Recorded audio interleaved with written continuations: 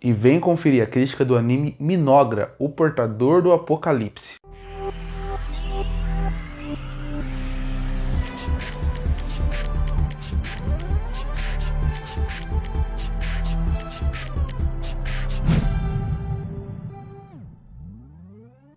E eu acabei de assistir um anime da temporada de julho de 2025 chamado Minogra, o portador do apocalipse. Mais um anime de isekai que chamou minha atenção por ele ser diferente dos isekais padrões. Porque normalmente o isekai é uma pessoa que chega num mundo que ele não sabe como chegou lá e a partir daí ele tem um poder, ele descobre como ele vai evoluindo. Aqui não. Aqui ele é um garoto que está no hospital e ele acaba entrando num mundo que ele já é meio conhecido. A pessoa que entra com ele, que é sua amiga, é a pessoa que ele sempre jogou no seu jogo preferido. E lá no outro jogo ele sempre foi um conquistador, não da parte positiva, um rei benevolente. Não, ele sempre foi alguém do mal, alguém que conquistou o mundo de forma cruel. E aqui ele vem com a ideia dele ser alguém que ele tem esse poder maligno, ele é como se fosse um rei dos demônios, mas ele quer conquistar o mundo a partir da paz. E isso é interessante. Esse conceito é muito bom, na verdade. Porque quando você pensa como um todo, ele acaba sendo um anime que ele já quebra a sua expectativa do que seria esses animes padrões de Isekai. A dúvida de quem ele é, ou ele ser um super poderoso só porque ele é. Não, aqui ele é super poderoso, ele é feito para fazer o mal, mas aqui ele quer fazer o bem. E isso é interessante, porque a principal ajudante, ela é praticamente uma rainha dos maus. Quando você pensa nas suas invocações que ele pode fazer, são invocações de coisas que são acostumadas com o mal, como o zumbi, como a rainha dos insetos. Então quando você pensa como um todo, esse conceito é muito interessante, porque você tira o padrão que já é pré-determinado para esse tipo de anime. E aí a diferença é, eles vão conseguir desenvolver isso? Eles vão conseguir desenvolver essa ideia tão interessante que eles tinham e tão diferente? E na minha opinião, não. O anime ele só é mediano, ele consegue gerar um entretenimento, mas só isso. Mas realmente, o que me deixou triste é que eu via um potencial dele ser muito melhor do que ele foi. Porque num momento que a gente vive de animes, onde praticamente metade da temporada é isekai, você tem alguém que tenta sair daquele padrão, você tem alguém que tenta sair daquela parte costumeira, é muito interessante. Infelizmente, precisava de um roteirista melhor que soubesse trabalhar esse conceito, algo que não acontece. Então, o que acaba acontecendo? Você vê muitas ideias boas, muitos conceitos interessantes, mas nenhum eu considero que foi bem desenvolvido ao longo da obra.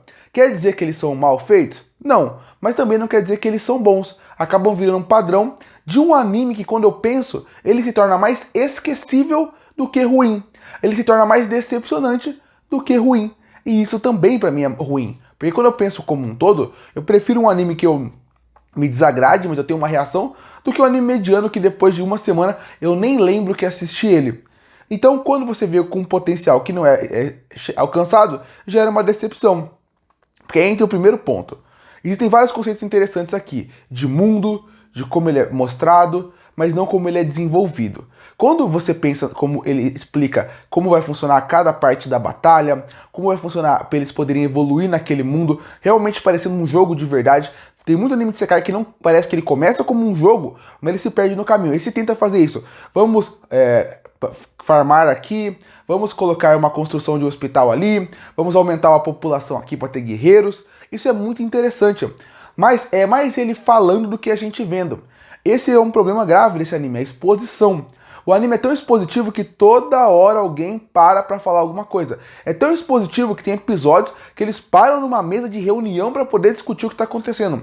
Isso eu já não acho interessante, ter toda essa exposição. Já acho pior que depois da exposição, eles fazem a exposição e a coisa simplesmente acontece. Olha, a gente precisa de um hospital. Não mostra eles criando um hospital, tendo uma dificuldade para chegar até lá.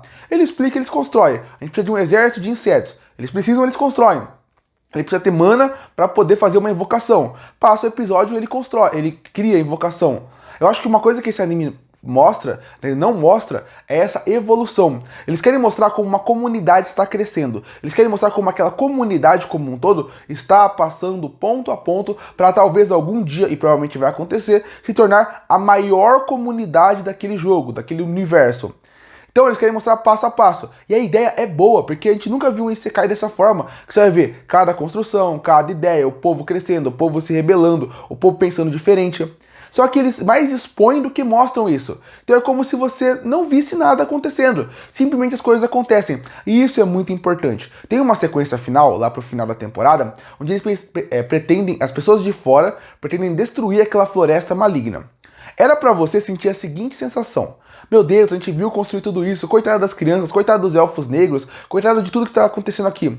Mas já que você não foi demonstrado o que é aquilo, você simplesmente não sente.